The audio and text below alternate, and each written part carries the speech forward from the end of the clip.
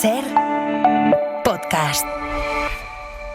Estás escuchando el Abierto de Hoy por Hoy. Cada día analizamos las noticias más relevantes de la actualidad, las claves políticas, económicas y sociales, con las voces de los protagonistas y los distintos puntos de vista de nuestros tertulianos.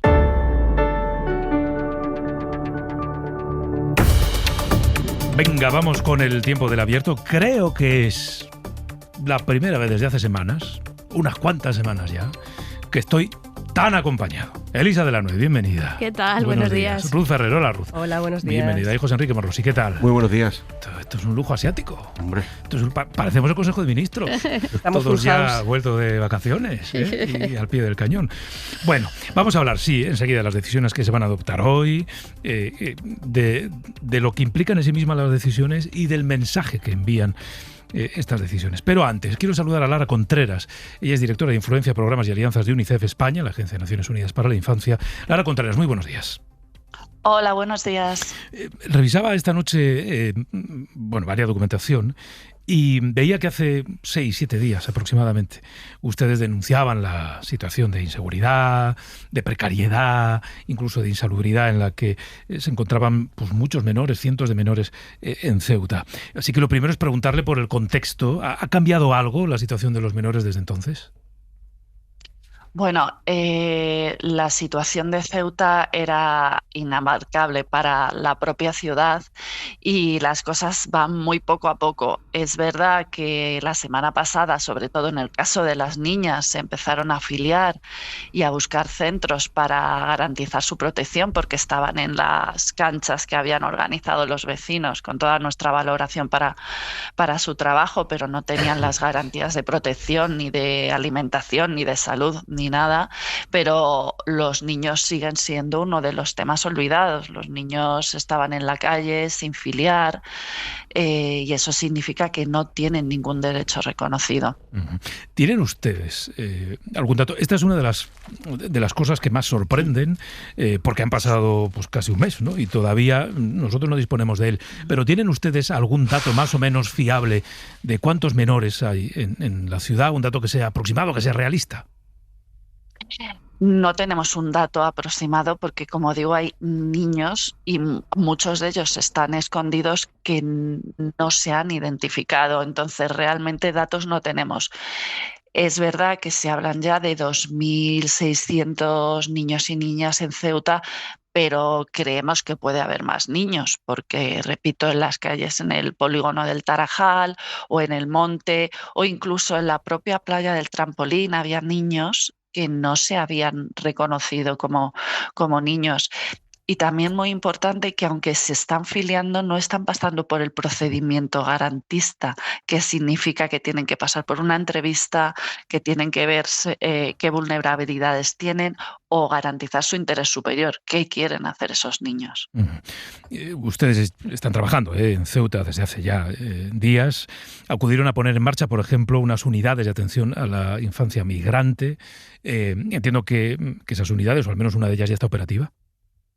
Sí, efectivamente, sí. Cuando fuimos ya estaba en marcha. Estamos ahora mismo en esta semana intentando pues mejorar toda la parte de coordinación con distintos órganos institucionales y también buscando, ¿no? Pidiendo al gobierno que amplíe esas unidades. Son unas unidades que en realidad manda el gobierno, pero que se ejecutan a través de Save the Children y promovidas por UNICEF. Uh-huh. Pero estamos intentando que amplíen, porque claro, las necesidades son bastante amplias. ¿Qué trabajo hacen esas unidades? Entiendo que filiar o identificar a los menores como primer paso. Efectivamente, filiar lo tiene que hacer las instituciones, pero nosotros acompañamos justo el proceso que estaba explicando antes de garantizar que se hacen las entrevistas adecuadas, que se identifican las vulnerabilidades y que se identifica el interés superior y por tanto se traslada al menor al lugar donde sería más apropiado. Uh-huh. No sé si usted dispone de algún dato de cuántos procesos de acompañamiento han hecho ya. Estamos ahora mismo ayudando a las filiaciones, identificando vulnerabilidades. No hay ningún procedimiento todavía hecho, registrado como tal, un expediente. porque la situación está pues desbordada, ¿no? Claro, le iba a preguntar si es normal que casi un mes después todavía no haya ni siquiera un expediente abierto. Pues es verdad que cada día que pasa la vulnerabilidad de estos niños y niñas aumenta. Debería haberse resuelto la situación de los niños y las niñas muchísimo antes. Entendemos que, de nuevo, los números de niños y niñas que han llegado a Ceuta superan con mucho la ciudad. La ciudad está preparada para atender a unos 30 niños y niñas en el sistema de protección y estamos hablando de miles. Pero es verdad que hay otros entes del gobierno que pueden actuar y que tienen la capacidad y que esperemos se ponga por fin en marcha, pero han pasado muchos días para dejar que unos niños, repito, estén en la calle, sobre todo los niños varones, durmiendo sin comida garantizada y expuestos a cualquier tipo de consumo y abuso. Claro, le iba a preguntar, entiendo que la respuesta va a ser que no, pero si usted conocía si había habido algún avance en ese plan que conocimos la semana pasada del Gobierno para acoger primero en condiciones de más seguridad a 500 niñas y adolescentes y después trasladarlas a la península. ¿Sobre eso hay algún avance que usted conozca? No, cuando justo se anunció el plan, yo estaba allí y era una intención en ese momento. No tenemos ninguna información de que se hayan producido avances, pero de nuevo, incluso en ese plan tienen que ir caso a caso, niña a niña, y viendo cuál es su interés superior y su vulneración. Solo una cosa más, por el escenario que usted describe, por los ritmos que está teniendo todo el procedimiento, yo diría que la solución, o al menos los trámites mínimos necesarios que usted describe, no van a ser cuestión de semanas, posiblemente de meses. No, eso es. Va a llevar tiempo, pero todo también es cuestión de los recursos que pongas. Si se ponen los recursos humanos y financieros adecuados, puede ir bastante rápido. Y si buscan soluciones, de nuevo, cuyo primer objetivo sean la seguridad de los niños y las niñas, no se tarda tanto. Sí creemos que con una propuesta clara y un objetivo de que esto avance, se pueden lograr cosas muy rápidamente. Lara Contreras, directora de Influencia, Programas y Alianzas de UNICEF España. Gracias por habernos atendido y muy buenos días. Gracias a vosotros. Buenos días. Gracias. Ahora hablaremos del Consejo de Seguridad Nacional, del mando único, de todas estas decisiones que se anunciaban ayer. Pero es que yo creo, Ruth, voy a empezar por ti, que lo que describe Lara Contreras en esta conversación es un ejemplo más del bloqueo en el que todavía se encuentra la respuesta a esta crisis. Se tardaron varias semanas en establecer campamentos para acoger no a todos, sino solo a una parte de los adultos que están allí. Se tardaron varias semanas en establecer lugares en los que poder acoger a 500 niñas y adolescentes, que no son todos los menores que hay en la ciudad, sino solo una parte de los menores. Pero por lo que nos ha contado esta representante de UNICEF, es que ni siquiera se ha abierto un solo expediente, ni un solo expediente, con los menores a los que hay que hacer un seguimiento individualizado.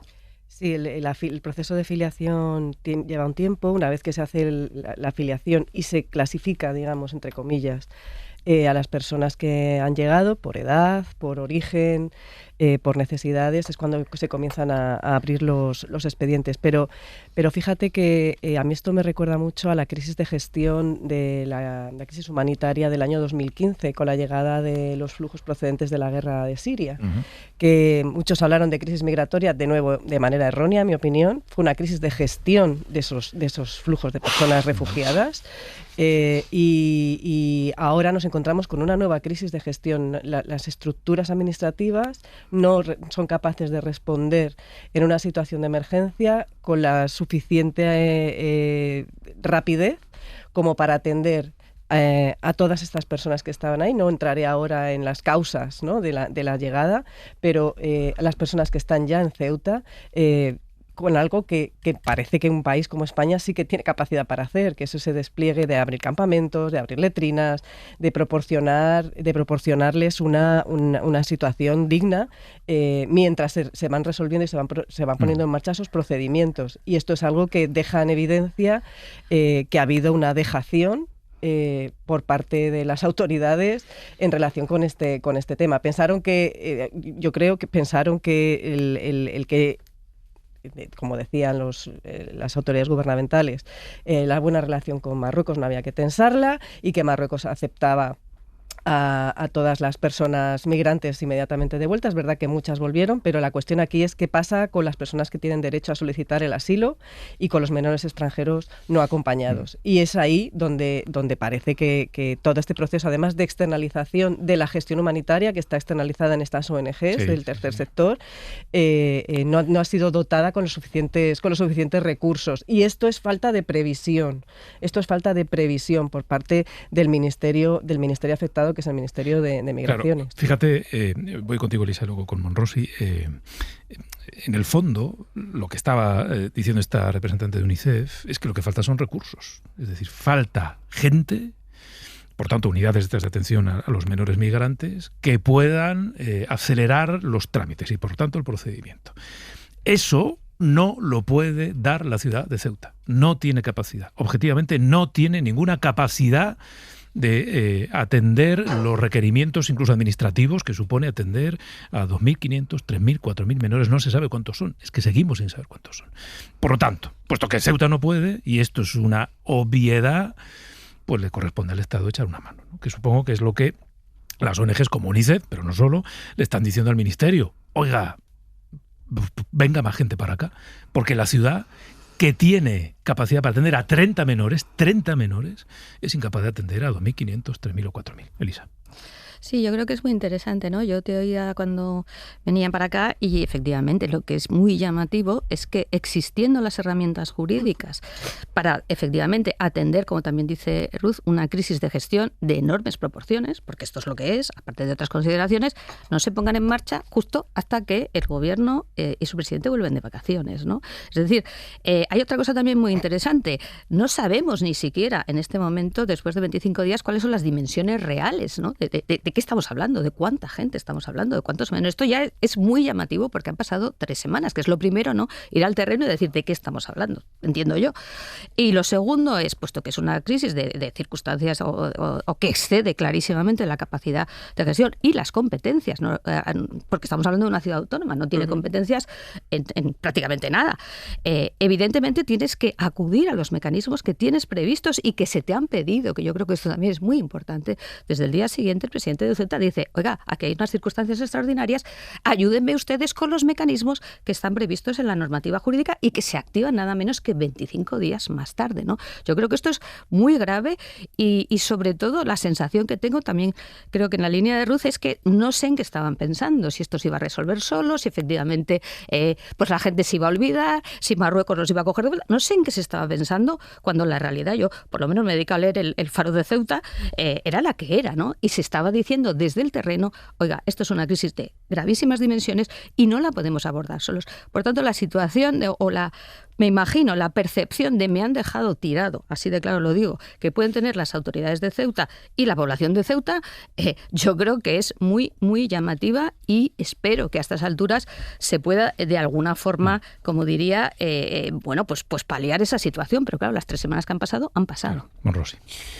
Bueno, a mí me parece un desastre de varios niveles, pero por supuesto un desastre político. Y el hecho de que la derecha y la extrema derecha, no solo en España, sino en el conjunto de Europa, y estamos viendo en muchas partes del mundo, tenga afilados sus cuchillos de la xenofobia y el racismo y haga de la antiinmigración una bandera estratégica con la que llegar al poder, no exime de responsabilidad al gobierno, sino todo lo contrario.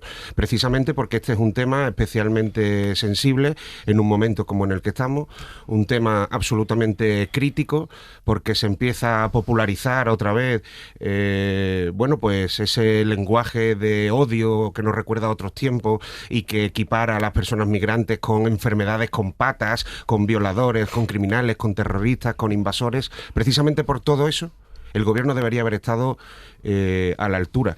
Y es evidente que no lo ha estado porque se está corrigiendo a sí mismo el gobierno y porque está...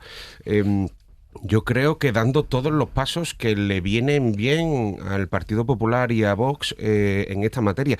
Lo habéis comentado antes. Está incluso alimentando el meme, que yo creo que es un meme, de un presidente del gobierno tirado a la Bartola durante un mes en una butaca, y que hasta en la hamaca, en chancla, con el daiquiri, y que hasta que no se ha...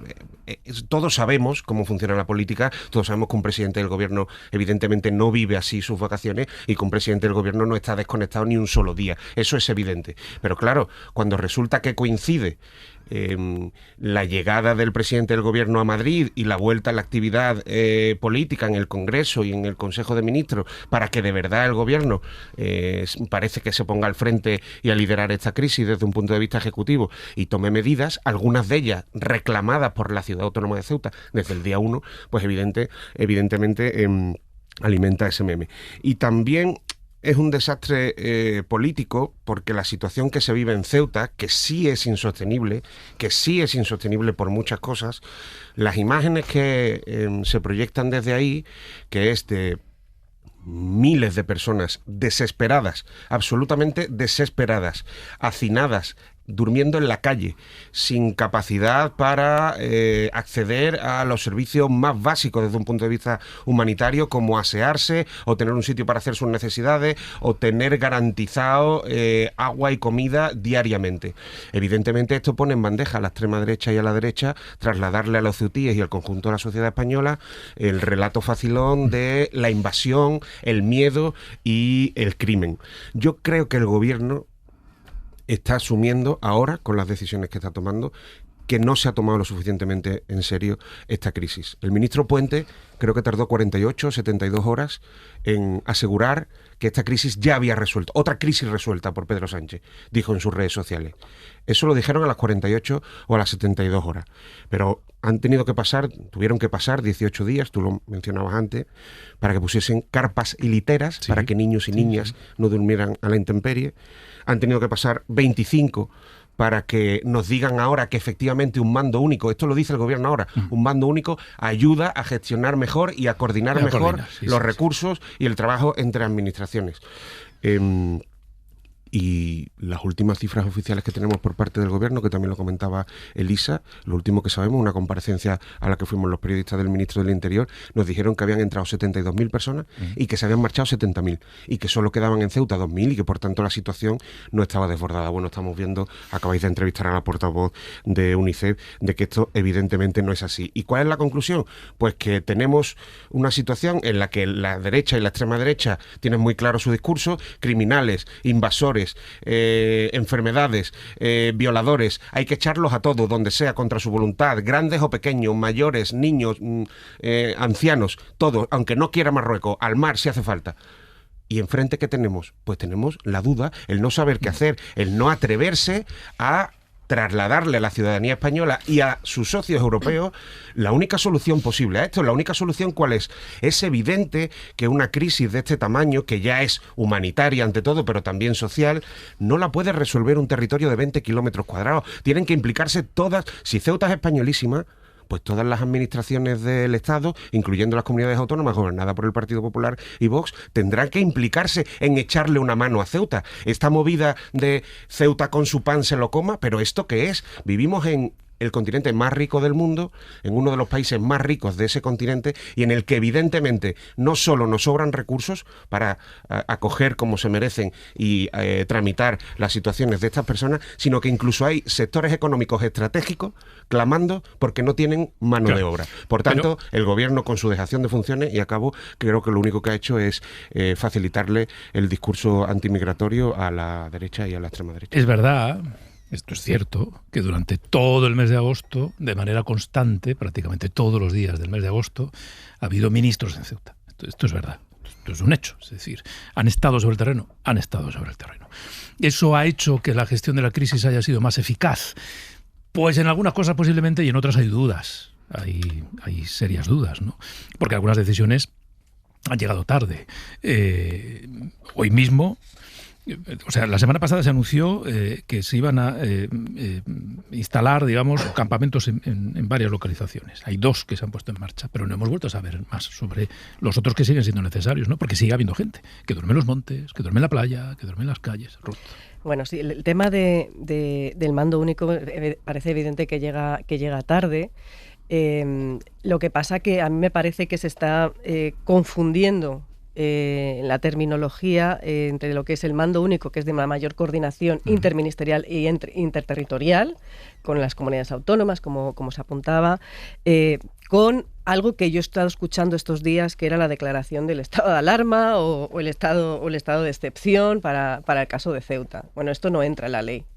Y a mí me parece que es muy relevante poner esto encima de la mesa. Una cosa es que sea un mando único y otra cosa es que se declare un estado de alarma que no lo contempla la ley ni en su artículo 4 y que no es el caso ni un estado de excepción. Pero es que esto se ha dicho de manera reiterada, ¿no? Porque el lanzar este tipo de propuestas significa, entre otras cosas, si fuera un estado de excepción en Ceuta, sería la limitación de derechos fundamentales. Y esto me parece que hay que tomarlo con mucho cuidado y mucha cautela. Recordad los problemas que generaron los confinamientos, etcétera, etcétera, que llegaron hasta el Constitucional y demás. Esto por un lado. Por otro, vuelvo un poco al argumento inicial que he puesto sobre la mesa. Esto es una crisis de gestión. Ha habido falta de previsión de gestión de crisis, rapidez en ese despliegue. Y además, se ha supuesto que se sigue planteando en términos de gestión pública de los flujos migratorios, de la migración en general, que es algo coyuntural, ¿no? Que son picos de crisis y que la migración va a dejar de existir. Y además la filosofía detrás de todas las políticas migratorias que ahora mismo están en vigor en el marco europeo y en el marco español es una filosofía de control de los flujos. No hay una filosofía de gestión de los flujos. Es decir, no hay vías abiertas para que haya llegadas legales y seguras de estas personas. Estas personas no pueden pedir asilo en sus países de origen ni en sus países de tránsito. Estas personas no pueden pedir un trabajo a través de mecanismos que han existido en el pasado. No es algo que yo me esté inventando, esto ha existido, ¿no? Las contrataciones en origen han existido en el pasado y se cerraron en una buena parte como consecuencia de la crisis económica. Todo ese pilar de la política migratoria ha desaparecido. Estamos solamente focalizados en las cuestiones de seguridad y de control fronterizo. Y esto es y de externalización a terceros actores, como es el caso de Marruecos. Por tanto, dependemos cada vez más, somos más vulnerables en relación con las decisiones políticas que adopten esos actores. Y quedamos a los pies de los caballos. ¿Qué pasa ahora? Pues que sí, efectivamente ha habido presencia de los ministros en el terreno, pero, como dice un dicho, ¿no? Obras son amores. No basta con estar en el terreno, sino que tienes que poner sobre la mesa recursos, tienes que poner sobre la mesa decisiones y dar respuesta a lo que te están pidiendo tanto los ceutíes como las personas migrantes, que no, y sobre todo no renunciar a cumplir con el Estado de Derecho, cumplir con los procedimientos legales que aparecen. Y estamos escuchando, como ahora decía Monrosi, discursos que abogan porque se puente esto.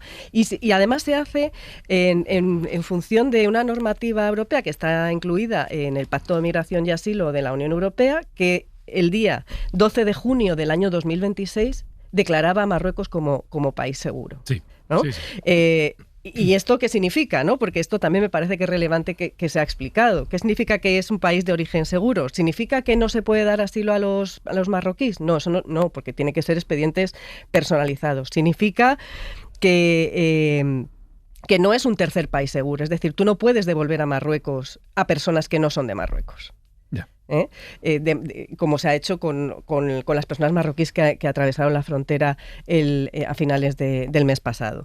Y sobre todo, tú no puedes ir contra tu propia jurisprudencia. Tú no puedes devolver a las menores extranjeros no acompañados del tirón, porque tienes un acuerdo bilateral con Marruecos del año 2007 y además tienes una sentencia del Supremo del año 24 que dice que eso no se puede hacer, que tienes que hacer un estudio pormenorizado uno a uno de todos los casos, tanto en asilo como en menores extranjeros no acompañados. Y por tanto, todo este tipo de discursos lo que hacen es puentear el propio Estado de Derecho que tenemos vigente. Claro. Y me parece que esto es muy importante repetirlo de manera cansina, y discúlpame, pero lo voy a seguir repitiendo.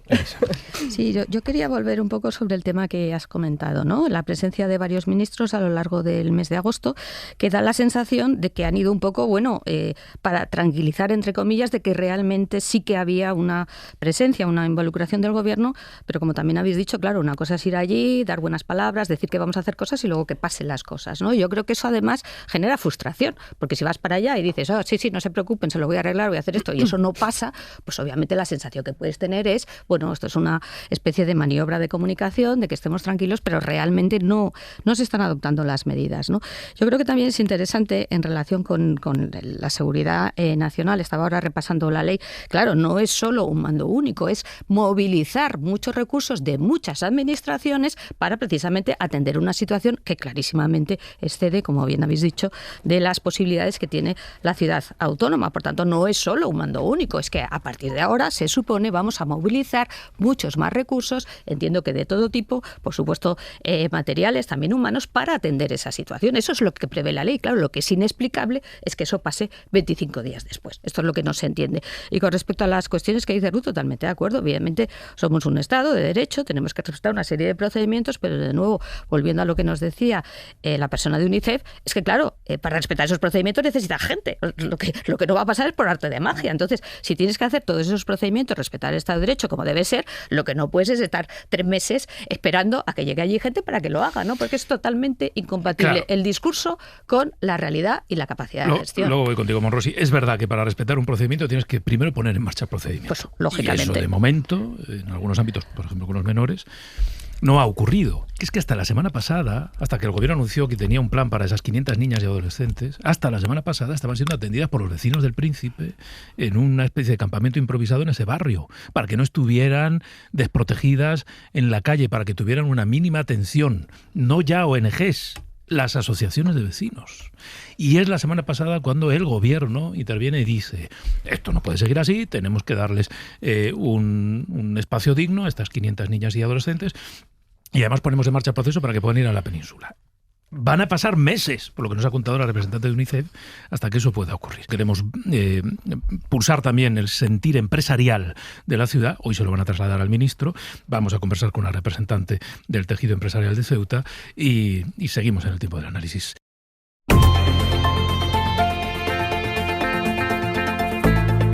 El Abierto. Ser podcast. Bueno, seguimos en el tiempo del abierto con Elisa de la Nuez, con Ruth Ferrero y con José Enrique Monrosi. Vamos a dedicarle unos minutos más a la situación en Ceuta y luego ya hablamos de otras cosas. Quiero saludar a Arantxa Campos, ella es presidenta de la Confederación de Empresarios de Ceuta. Señora Campos, muy buenos días. Hola, buenos días. Gracias por acompañarnos. Creo que en un rato, ¿no? Como en una media hora se van a ver con el vicepresidente y ministro de Economía, si no me equivoco, sí. Para contarle, para explicarle de primera mano cuál está siendo el impacto de la crisis en el tejido empresarial y comercial de la ciudad. Ustedes manejan ya, ¿no?, un cálculo de los perjuicios, daños económicos que está causando esta crisis, al menos hasta ahora. Eso, ese es el dato importante, hasta ahora. Porque nosotros podíamos, en un principio, a la semana que pasó esto, que fue cuando empezamos a estimar un poco los perjuicios económicos con el cierre, con la feria, con la huida de turistas masivos, con la cancelación de la reserva de los hoteles, pues podíamos estimar una serie de pérdidas que podían ir pues de 20 a 30 millones de euros. El problema es que ahora mismo, como tampoco sabemos cuánto va a durar esto, tampoco sabemos cuántas pérdidas vamos a tener los empresarios. Es una incertidumbre total. Claro. Supongo, señora Campos, que el impacto que está siendo global en la ciudad, ¿no?, pero está siendo quizá desigual dependiendo de unos sectores u otros. ¿Cuáles están siendo los más afectados? Efectivamente, hay sectores que no son iguales, por eso es tan difícil calcular la pérdida que pueden tener, porque aquí tenemos sectores que son dedicados al turismo, al turismo y a lo que es el verano, ¿no? Por ejemplo, chiringuitos de playa, todos los paseos por el litoral, todos los guías turísticos, todo ese tipo de empresas que se dedican principalmente al turista, eso están en cero total. Luego vamos un poquito a los comercios que tienen un producto un poquito más de turista, más de lujo. En Ceuta tenemos un régimen en especial y muchos productos son muchísimo más baratos. Y entonces, todo ese producto que suele comprar pues la gente que veranea en la otra parte de la frontera, de todos los familiares, todos los turistas que vienen en agosto, pues todas esas compras que normalmente se hace mucha caja en el mes de agosto, pues también esos están con pérdidas que pueden rozar el 70%. Luego tenemos la hostelería. Para la hostelería, la feria era un momento muy importante de hacer caja, y luego pues todo lo que son las cenas de verano. En Ceuta hace muy buen tiempo y siempre se ha salido por la noche y había muchos eventos. Los eventos se han cancelado, la gente le da miedo salir por la noche y lo están pasando mal. Entonces, cada uno tiene una problemática y no es lo mismo para todos, pero para todos es bastante una tragedia. Ustedes le van a plantear hoy al ministro una serie de medidas, son varias, de hecho ya las han ido apuntando estas últimas horas. ¿Cuál sería la más urgente, que es aquello que el gobierno debería hacer sí o sí cuanto antes? La más urgente, que a mí me extraña que no se haya hecho ya, es la de la moratoria de impuestos y seguridad social. En Ceuta nosotros tenemos una bonificación de la seguridad social que si no pagas el recibo en el momento, que el momento es el 31 de agosto, que es el lunes que viene, el recibo se duplica. Pues una empresa que pueda tener una factura de unos 7.000, 8.000 euros de seguridad se le convierte en 16.000. Si no lo paga. Y luego hay un recargo del 20% de la seguridad social, con lo cual es susto o muerte. ¿Qué hago? Entonces eso es lo primero que tendría que haber hecho el gobierno, una moratoria de seguridad social.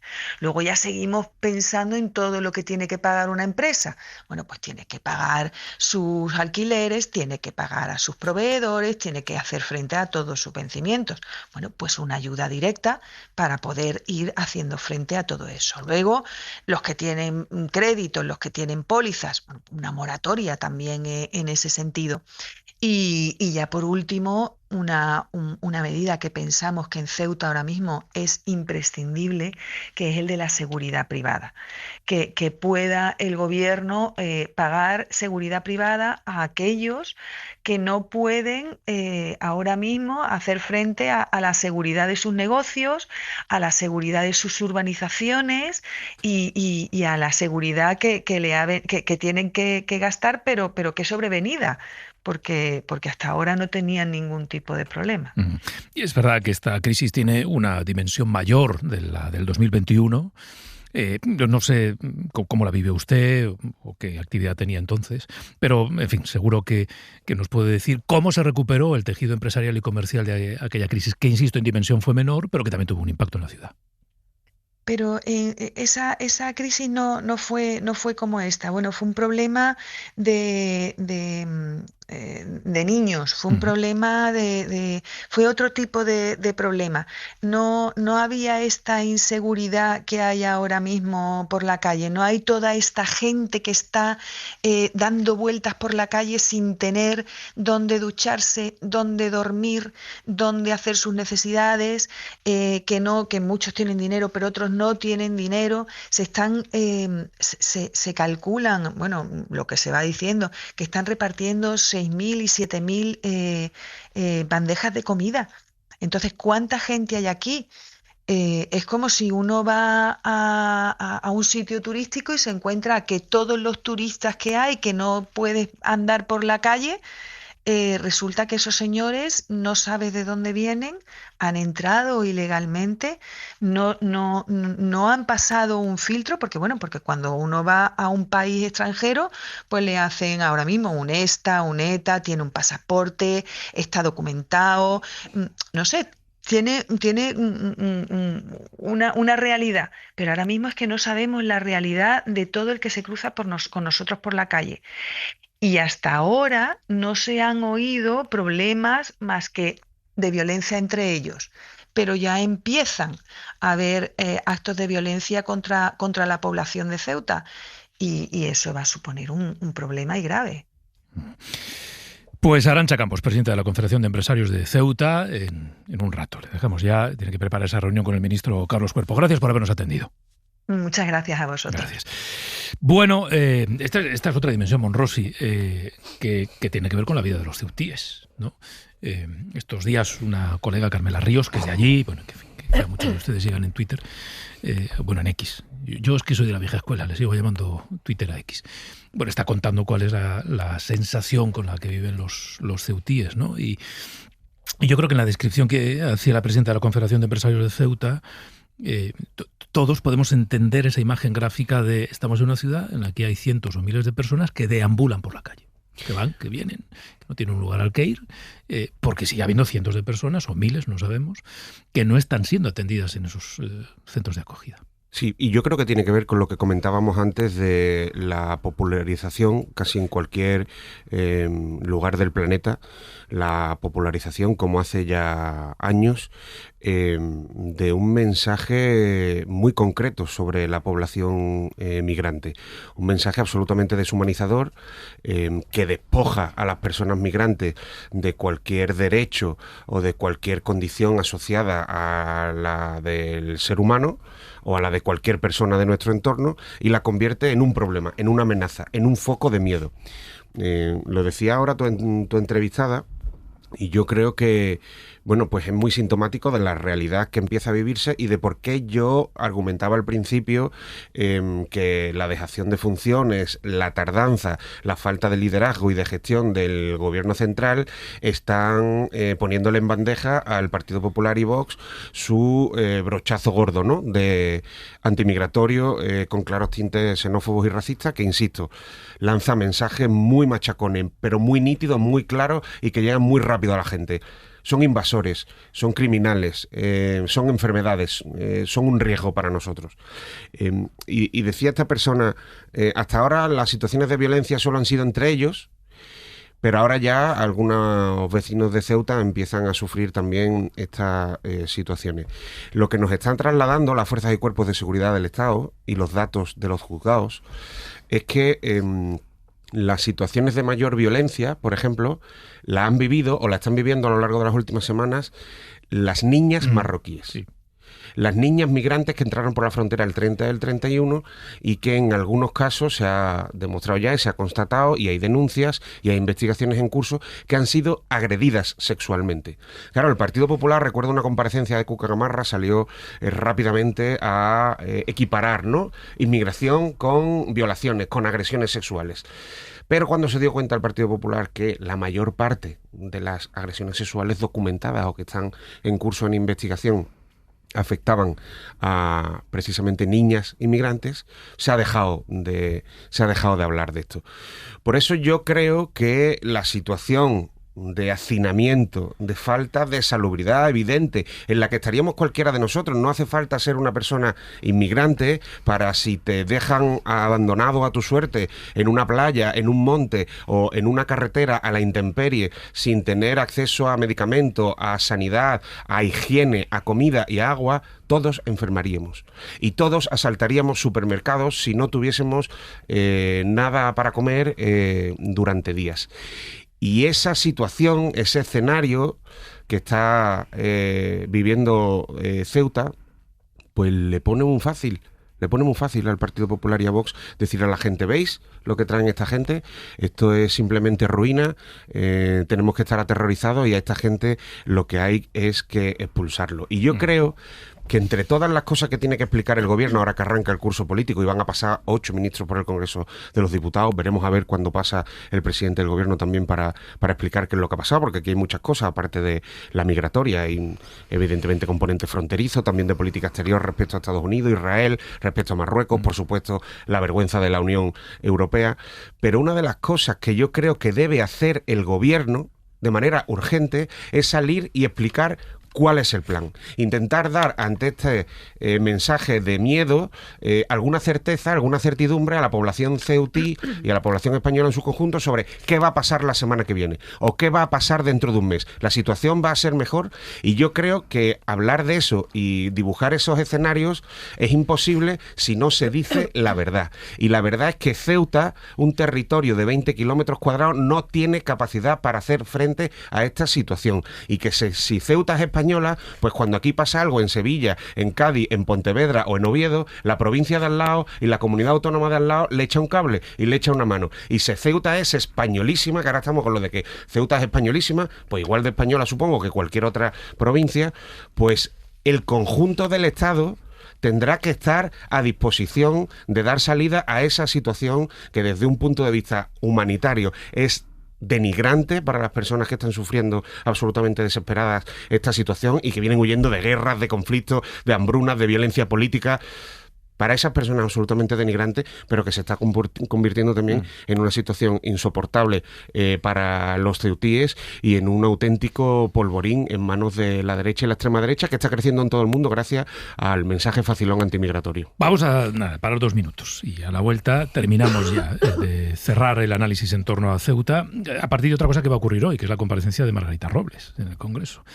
Porque aunque estemos metidos de lleno en la gestión del ahora sobre el terreno, en este país vamos a tener que saber qué pasó antes.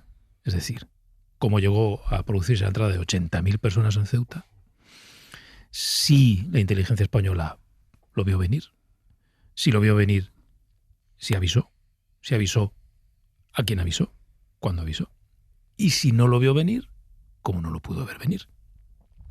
Y una tercera hipótesis. Y si lo vio venir y no avisó, ¿por qué no avisó? O si el aviso se quedó en algún nivel y no permeó en otros estratos del gobierno. Porque al final la vulnerabilidad de este país también depende de que los servicios de inteligencia sean capaces de detectar esas vulnerabilidades y adelantarse, ¿no? Y en este caso no ocurrió. No ocurrió porque entraron 80.000 personas, según el cálculo del gobierno. Venga, seguimos.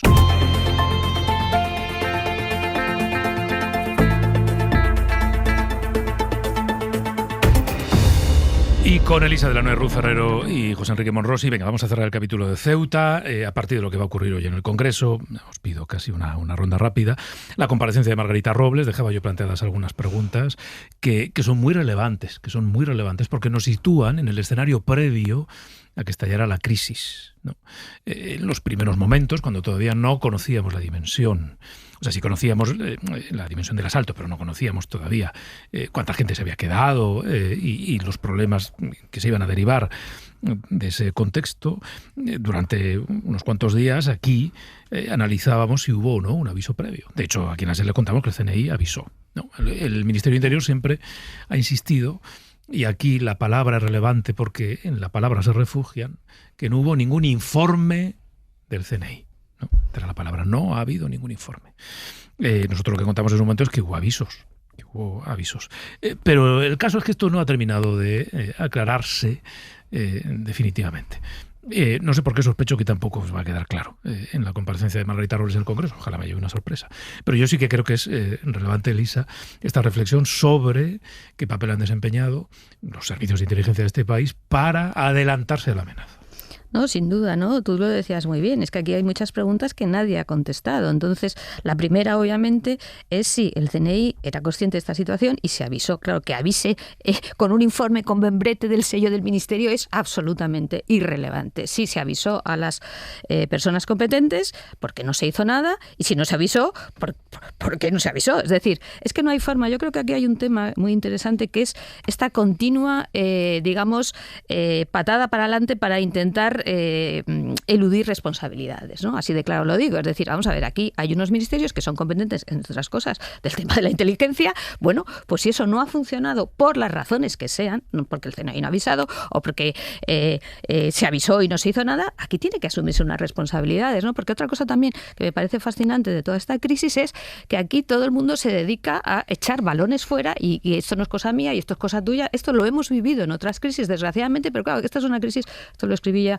hace al principio de la crisis, es donde las competencias están muy claritas, porque resulta que de un lado hay una ciudad autónoma y de otro lado hay un gobierno que es el que tiene las competencias interior, defensa. Por supuesto, si dice el presidente del gobierno, con razón, esto es una amenaza a la integridad territorial del país, pues mire usted, las competencias en este sentido están muy claras y, como tú bien señalabas, también las competencias de tener un servicio de inteligencia que se supone que está para eso. Si por lo que sea esto no ha funcionado y en qué momento no ha funcionado, aquí tiene que haber responsabilidades, tiene que pasar algo, porque si no la sensación es de absoluta, como diría yo, indefensión en el sentido más,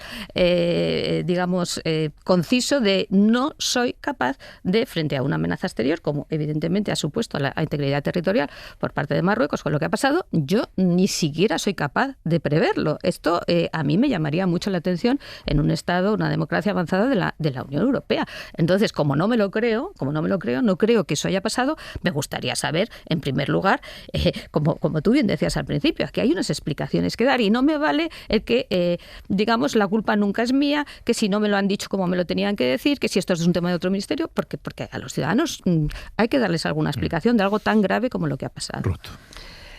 Sí, yo creo que lo que nos estamos encontrando, yo no creo que no hubiera habido un aviso del CNI. No, yo tampoco. Yo creo que lo había, que hubo un aviso del CNI, pero podría, por introducir, ¿no?, otra hipótesis, ¿no?, a las que has puesto sobre la mesa. Puede ser que no se dimensionara el volumen de la crisis, del volumen de la crisis. ¿Por qué? Porque nos hemos cansado de escuchar a lo largo de estas semanas por parte del gobierno la absoluta confianza que existe en el gobierno de Marruecos, ¿no?, en las autoridades marroquíes, y por tanto yo entiendo que si hay una amenaza, o sea, si hay una alerta en los servicios del CNI españoles, lo primero que hacen es, además de informar al resto de actores en España, también comunicarse con sus servicios equivalentes en Marruecos. Oye, estamos detectando esto, ¿está pasando esto? ¿En qué términos, en qué volumen y demás? Y partiendo de la base de que hay una confianza en lo que te vayan a responder esos servicios, ¿no? Y aquí me parece que son dos variables que no estamos contemplando y que merecería la pena contemplar, porque una de las razones puede ser precisamente esa, que la extrema confianza que se ha depositado en la lealtad. Bueno, se pensó que después de la carta del año 22 estaban las cosas tranquilas con Marruecos, que la relación bilateral se había estabilizado y que, un exceso de confianza. Un exceso de confianza, efectivamente, en la lealtad, de la relación bilateral con Marruecos.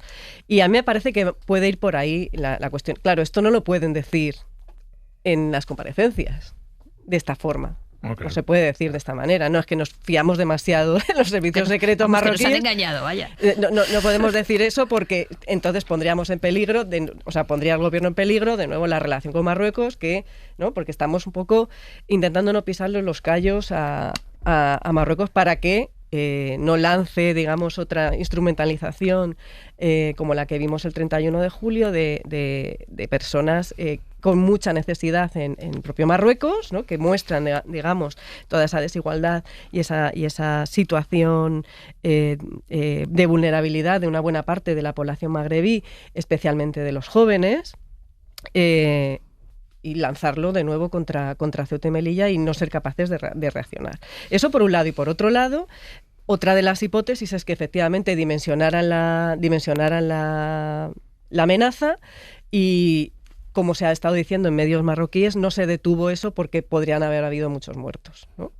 Bueno, muertos hubo unos cuantos. Ya, pero me refiero, no ahogados. 84, ¿no? Sí, pero no me refiero. 140. 140, de los dos lados. Aquí 84, en el lado marroquí. Pero una cosa, datos de ONGs, pero una cosa es, pero estos murieron ahogados, no por golpes de la policía o de la Guardia Fronteriza. Que eso hubiera sido un nivel más de violencia.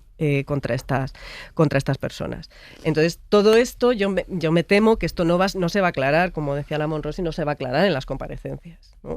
Pero sí me parece interesante el tema de la dimensión, de la detección de la dimensión de la amenaza, de la confianza en los servicios equiparables en Marruecos. Claro, además esta sensación de no, es que claro, al CNI no se pueden pedir explicaciones. Bueno, hombre, vaya. Sí, claro que sí.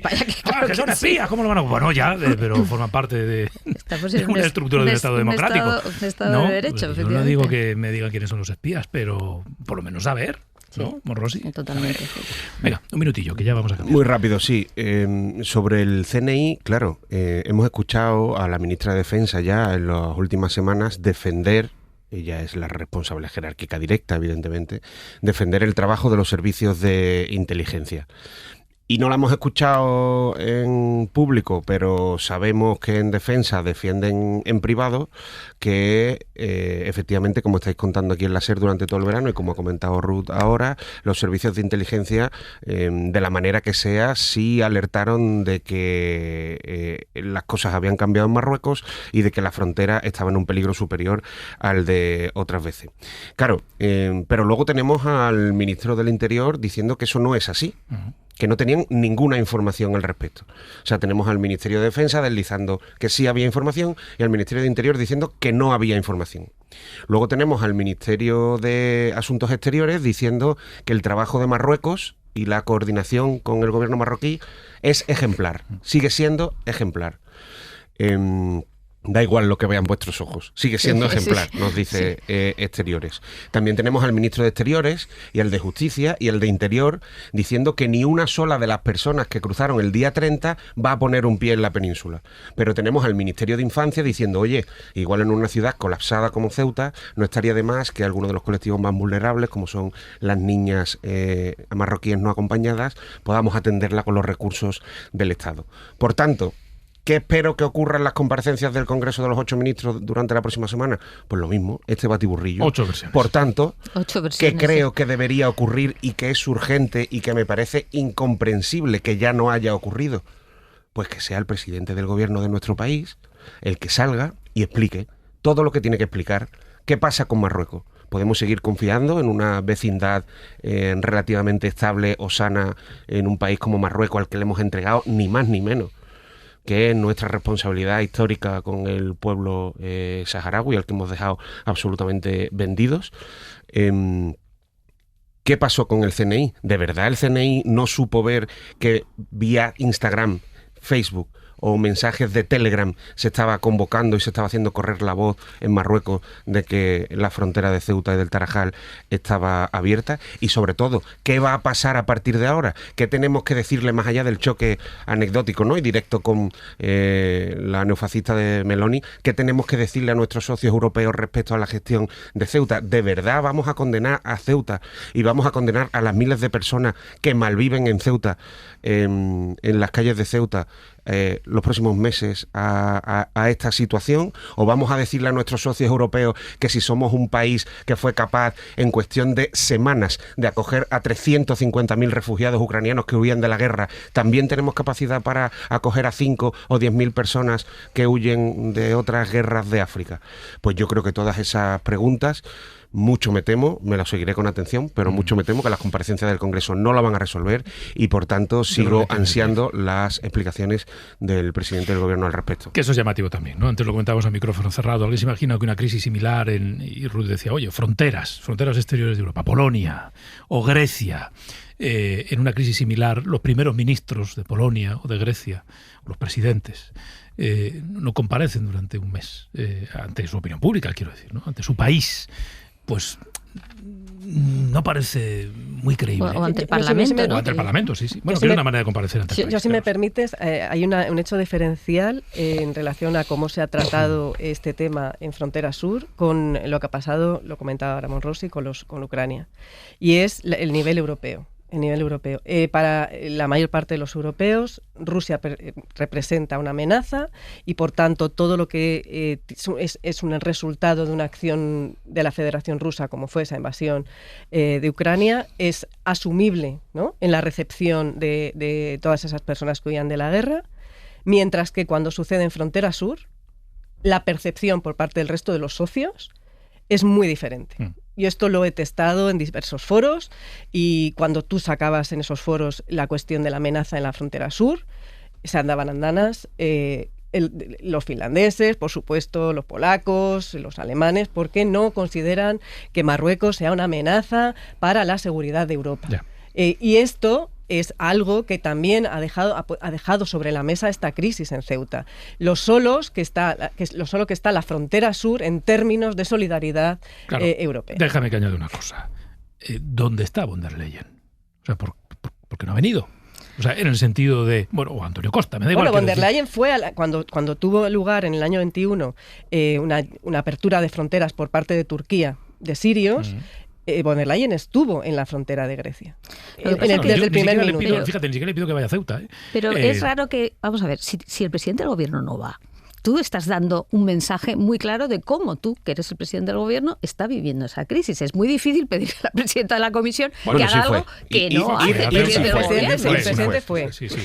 Lo que no ha hecho el presidente Sánchez es hablar de esto como una instrumentalización de los flujos migratorios para conseguir un objetivo político de Marruecos. Y eso es lo que es el hecho diferencial, porque los griegos sí que dijeron, los turcos nos están abriendo la frontera para... Correcto, no me refiero a ir, sino me refiero a dar las explicaciones que estamos diciendo desde el día 1, que es absolutamente increíble que no lo haya hecho. En ese marco tiene más sentido que la comisión, bien o mal, diga, bueno, pues si este señor efectivamente no hace esas declaraciones, no hace ese trabajo, ¿qué pinto yo haciéndolas? Es que esto tiene todo el sentido del mundo. Si pensamos el papel que tiene la Comisión Europea, o sea, te doy la razón 100%. Es decir, no se percibe como una amenaza. Hombre, tendrás que ser tú, que eres el que tiene la amenaza, el que la traslade, pida la solidaridad, cosa que, por cierto, se ha hecho también ayer, ¿no? O no sé cuándo se ha hecho, quiero decir, un mes más tarde. Es que tú has hecho dejación de funciones y creo que eso es importante decirlo, ¿no? Es decir, bueno, es que la culpa la tiene Europa. Bueno, vamos a ver, cada uno tiene una responsabilidad, ¿no? Y esto yo creo que es importante decirlo y tienes toda la razón en las crisis anteriores.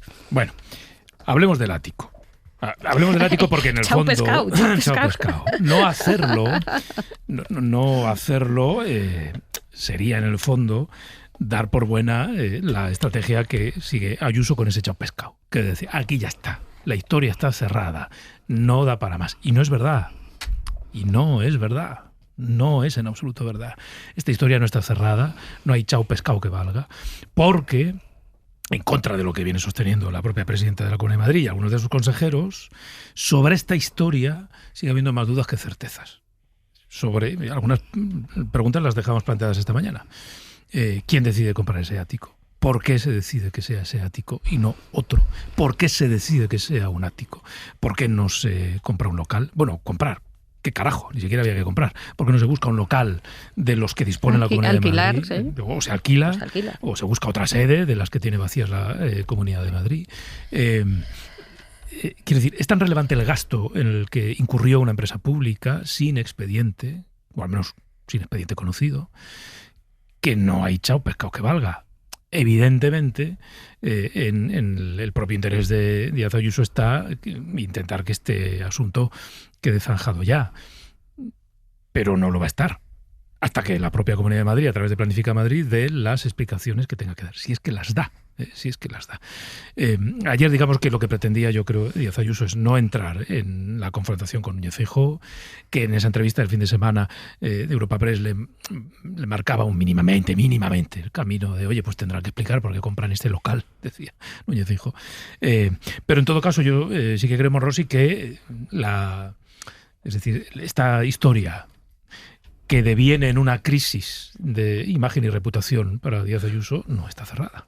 Bueno, claro que no está cerrada. Si estuviese cerrada, no estarían tan absolutamente histéricos en la Comunidad de Madrid, en la Puerta del Sol, y no se le vería también tan tensa y tan nerviosa a la propia presidenta de la Comunidad de Madrid, que yo creo que empieza a darse cuenta, si no ella, desde luego su entorno más cercano, y en el Partido Popular cada vez más gente lo piensa, que han detectado que ya estas cosas no hacen gracia.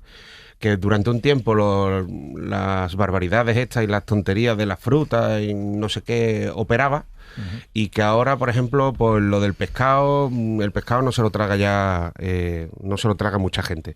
Desde luego Feijóo le ha echado una mano. Lo que pasa que lo que yo intuyo es que se la ha echado al cuello. Ya. Y por eso, además, ayer, cuando le preguntaron por las declaraciones de Alberto Núñez Feijóo, Ayuso reaccionó de una manera, en fin, dijo, bueno, claro, le preguntáis ahora a todos los políticos que vuelven de vacaciones, Ya. no como yo, le faltó decir que estoy aquí al pie del cañón con mis restaurantes de mausoleo franquista, Ya, bueno, mis pueblos quemados y tal. Le preguntáis ahora a los que vienen de vacaciones y claro, ¿qué van a decir? Yo creo que esto está muy lejos de zanjarse, porque Isabel Díaz Ayuso tiene 3 enemigos muy potentes ahora mismo con este tema. Uno es la inteligencia, o sea, nadie con un poco de sentido común o de sentido crítico, nadie, ni sus propios votantes, pueden tragarse ni una sola de las patrañas que han dado como excusa. Lo del ático es, evidentemente, lo que parece. 2, el periodismo. Digo, el periodismo, no las publicaciones que ella controla a golpe de presupuesto público de la Comunidad de Madrid y que se convierten en propaganda, sino el periodismo que está sacando sus desmanes y sus escándalos. Y 3, ayer teníamos un debate también en el diario.es al respecto, pero yo estoy convencido de que su tercer enemigo está en Génova 13. Hay gente que dice que lo de Feijóo fue un desliz y que en realidad él no quiso. Bueno, lo que está claro es que las declaraciones de Alberto Núñez Feijóo, que dijo que él ya sabía todo esto porque se lo contaron en abril, cuando hemos escuchado luego a la presidenta de la Comunidad de Madrid decir, oye, yo de esto no sé nada, esto es mi consejero de la presidencia, porque yo no llevaba este tema, no tengo ni idea, a mí no me miréis. Y sin embargo dicen que desde el equipo de Isabel Díaz Ayuso ya le comentaron esto en abril a Alberto Núñez Feijóo, y que luego fue él el que dijo también que será la Comunidad de Madrid quien tenga que explicar por qué se gastó casi 7 millones de euros de todos los madrileños de dinero público bueno, pues en un inmueble que no podía ser además utilizado como oficina. Yo creo que esos 3 enemigos le auguran a Isabel Díaz Ayuso todavía un largo tormento sobre el tema del ático. 1 minuto para Ruth y 1 minuto para Elisa, porque quiero hablar de Cuba antes de terminar el abierto. Bueno, yo os voy a ser muy breve. A mí me parece que suscribo todo lo que ha dicho ahora Monrosi, que además tiene más información y mejor que la mía. Me parece de todas maneras que esto no le va a afectar en términos electorales a Isabel Díaz Ayuso. Estamos a un año, ¿no? A menos de un año, a unos meses de elecciones. Lo que parece que puede estar sobre la mesa es que se pierda algún voto a favor de Vox y que pueda convertirse en otro gobierno dependiente de los designios de la derecha radical, ¿no? Hasta ahora Díaz Ayuso ha sido la representante máxima de la derecha radical en Madrid. Esto quizás la debilite un poco y haga subir la intención de voto hacia su derecha. Pero todas estas madrileñadas como el chao pescado y estas expresiones de es mi libertad, todo esto no tiene un impacto en el electorado de Díaz Ayuso a su contra, sino más bien a favor. Cada vez que abre la boca hay 100.000 votos más a favor de ¿Sí, tú Díaz crees? Ayuso. ¿Tú crees que esto del ático? Yo de verdad no creo que esto vaya a laminar, porque ella muestra, lo que ella está mostrando es soy una madrileña de a pie, y todo esto del ático es verdad que canta mucho. Canta mucho, pero no sé yo hasta qué punto esto se va a sostener, si dependiendo de cómo hagan la comunicación política. Bueno, claro, o sea, que igual la historia no aguanta un año. Claro. Bueno, pero bueno, Elisa. A ver, yo lo que quería decir, estoy totalmente de acuerdo con vosotros. Esto es lo que parece, las explicaciones no hay por dónde cogerlas, y evidentemente yo creo que incluso para un sector de su electorado, y lo digo porque me ha parecido interesante que las críticas han venido también, y eso es importante, de sectores cercanos al PP. Quizá, como decís, yo no lo sé, porque hay movimientos en el propio partido. Pero lo cierto es que eso ha pasado, por tanto ya no es un problema de que salga el diario.es o que salga el Plural diciendo esto, es que lo han dicho muchos medios, y creo que eso es relevante porque esos medios los lee gente que dice esto del ático ¿qué es? Y con perdón, es que no hay por dónde cogerlo. Dicho eso, que afecte dentro de un año no lo sé, pero yo sí que creo que abre una grieta en un discurso que hasta ahora era muy sólido, que es no solo este discurso populista, demagógico y tal, sino el discurso también que en el fondo ya vende de a mí no me pasan otras cosas que pasan a gente cercana al gobierno, aquí no hay corrupción, explicación, tal. Bueno, pues aquí tenemos una cosa muy fea, por no decir algo, que no se han dado las explicaciones, probablemente porque no se pueden dar. ¿Qué explicación vas a dar si no hay ninguna? Y que eso no te vaya a afectar, por lo menos te diría, en el sector, entre comillas, que también existe, de tu electorado más sensible, yo me gustaría verlo. No los escándalos de Esperanza Aguirre y de... Sí, pero acuérdate el auge de Ciudadanos y eso de dónde vino, porque mucha gente pero no estamos quería. Pero no estamos en ese ciclo político. No lo sé, digo que es una grieta. Por eso he dicho que es una grieta, no es que sea. Y simplemente por alusiones, lo que publica el diario.es también es un problema para Isabel Díaz Ayuso, porque entre otras cosas publica informaciones absolutamente contrastadas de las que llevamos hablando 100%, años. Sí. Bueno, pero ¿me entiendes? Claro, Miguel Ángel Rodríguez os quería... Triturar, machacar... Entiéndeme bien, pero que ese diario a lo mejor no lo lee otra gente, pero a lo mejor otros medios sí lo leen. Y cada día más, afortunadamente, cada día más. La gente del bando de Ayuso dice que no sea Miguel Ángel Rodríguez. A eso me refiero. Victoria García. Hola, Vicky, buenos días. Hola, Pedro, buenos días. Bueno, vamos a hablar de Cuba unos minutos porque este verano hemos ido contando que han abandonado la isla algunas de las últimas empresas españolas hoteleras que quedaban allí, que Cuba está atravesando su crisis multidimensional más severa desde los años 90, superando incluso varios indicadores del impacto de aquel histórico periodo especial que posiblemente muchos de ustedes recuerden. Bueno, Victoria, la situación en Cuba... ¿Ha tocado o no ha tocado fondo? ¿Se ha vivido algún momento una crisis como la que se está viviendo ahora mismo en la isla? Pues difícil, porque ahora mismo se dan cita una serie de elementos todos juntos a la vez, y mira que el castrismo, que tiene más de 60 años, y los ideales de la revolución que dirigió Fidel han pasado a mejor vida hace mucho tiempo. Ahora es más lacerante si cabe, porque escasamente se salvan los cubanos que tienen familia fuera, que les pueden enviar dólares, porque comida y habituallamiento hay en la capital. Hay 2 centros comerciales internacionales que tienen de todo a unos precios 3 veces más caros que en Europa, pero esos precios no los puede pagar el cubano de a pie. El principal problema, la comida. De vez en cuando hay días que dejo almorzar. No, de comer no tanto, pero almorzar sí. Todos los días no se puede almorzar. No, lo más difícil que se vive aquí el día a día, el cubano, es el problema de la alimentación. Está muy difícil el tema de la alimentación, los productos están muy caros. Un pan es lo que me toca a mí. Mira, la libreta mía es la comida. Un pan.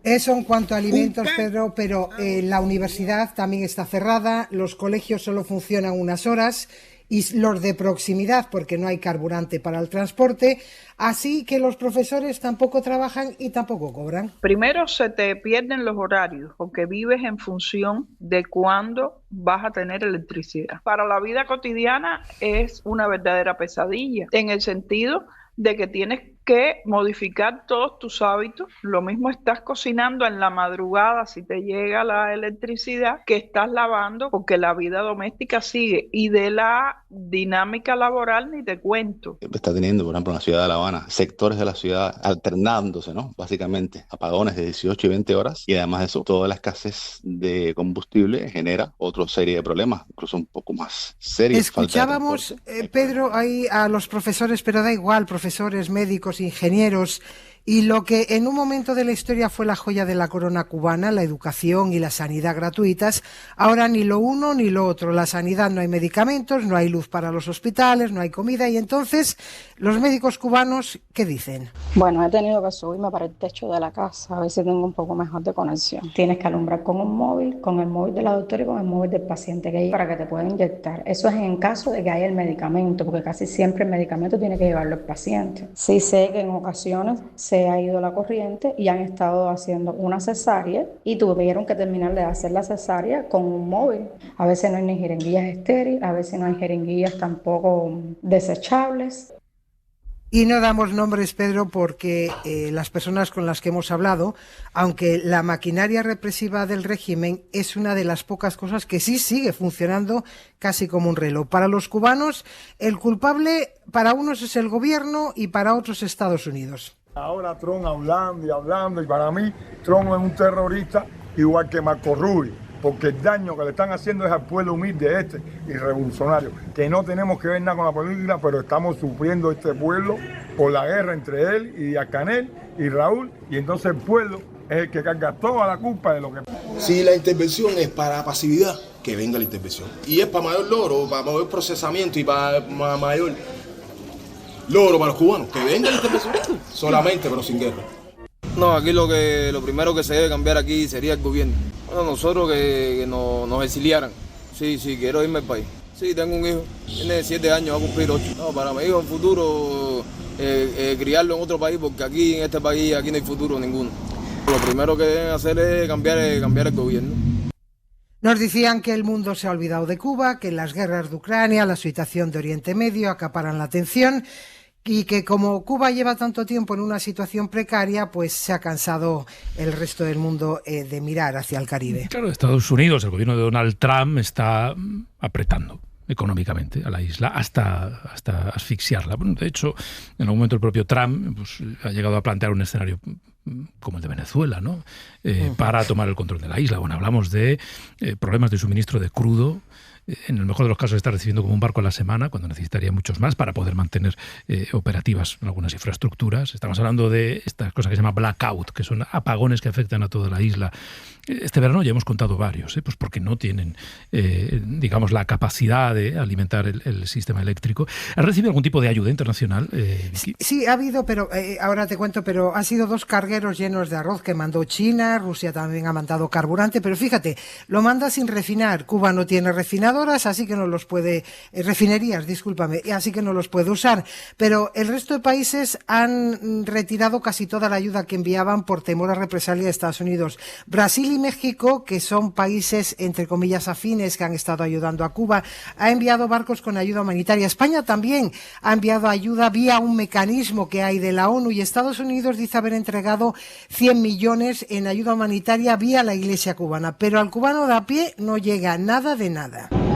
A nosotros nos quitaron la corriente y son las santas horas y todavía no ha llegado la corriente. Pero no solo eso, no solo la corriente que la quitaron, no, y no la han puesto, sino que también el gas. Según escuché de una vecina, me dijo que había una rotura por no sé dónde y habían quitado el gas. O sea, Centro Habana ahora mismo completamente está sin gas.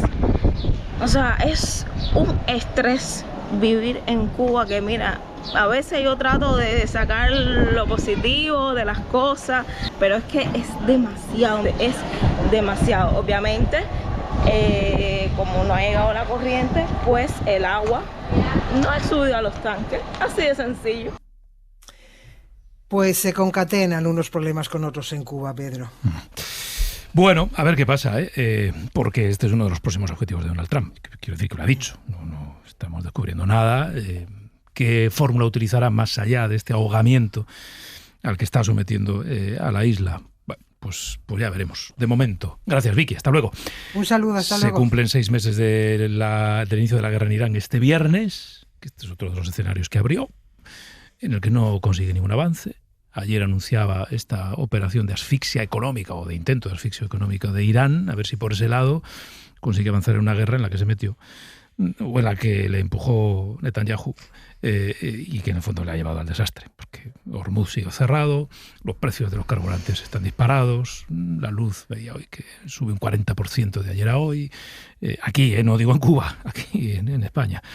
En fin, bueno, Elisa Delano y Ruth Ferrero, José Enrique Morrose, muchas gracias a los tres y gracias por el verano. Gracias a vosotros, un placer. Se nos acaba la beca ya, por lo menos a mí se me acaba la beca. Un verdadero placer. Voy a escribir una carta de recomendación.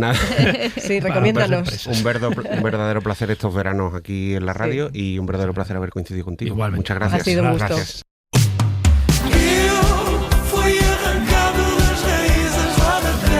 Bueno,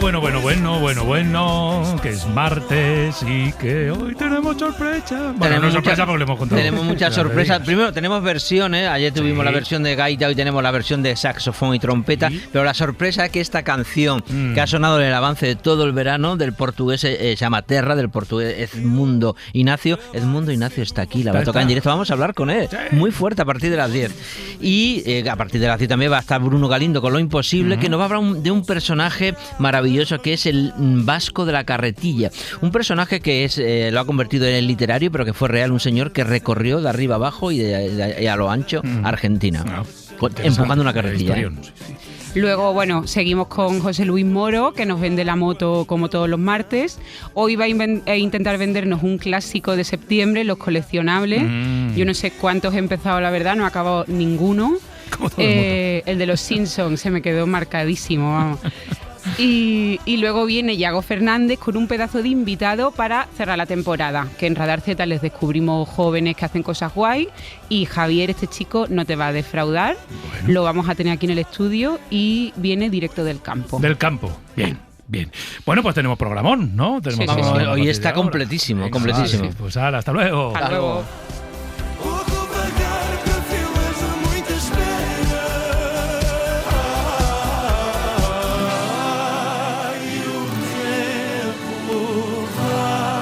Deixei no sul a minha mãe, o sonho não ficar. Hoy por hoy, sus mejores momentos siempre en la aplicación de la SER.